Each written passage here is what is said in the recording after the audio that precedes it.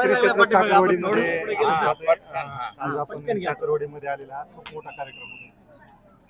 काय आहे की माऊलींच्या दरबारामध्ये हा लाखो समाज आहे आणि प्रदीपजी मिश्रा यांच्या या शिवकथेला एवढ्या मोठ्या प्रमाणावरती लोक येत आहेत.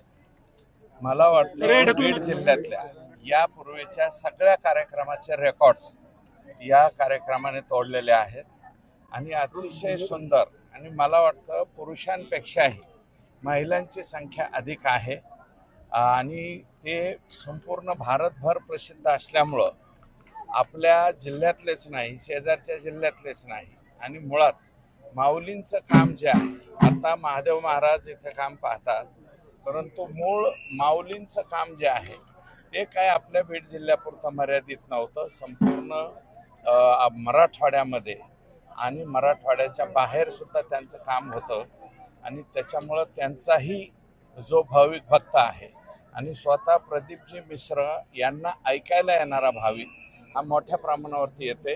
अतिशय सुंदर असा हा भक्तीचा संगम या ठिकाणी झालेला आहे.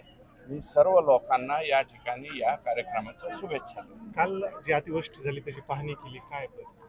आमच्या इकडं ते अतिवृष्टी झाली आणि फार भयानक स्वरूपाचं वारं त्या ठिकाणी आलं आणि साधारणतः शिरूर, पाटोदा जास्तीचा आणि त्याच्यानंतर आष्टी तालुका या तीनही तालुक्यामध्ये ते चक्रांकित आणि सतत फिरणारं अशा प्रकारचं वादळ त्या ठिकाणी झालं. त्या वादळामुळं प्रचंड मोठ्या प्रमाणावरती शेतकऱ्यांचं, गोरगरिबांच्या घराचं आणि वेगवेगळ्या सगळ्याच ज्या आहेत बाबींचं नुकसान झालेलं आहे.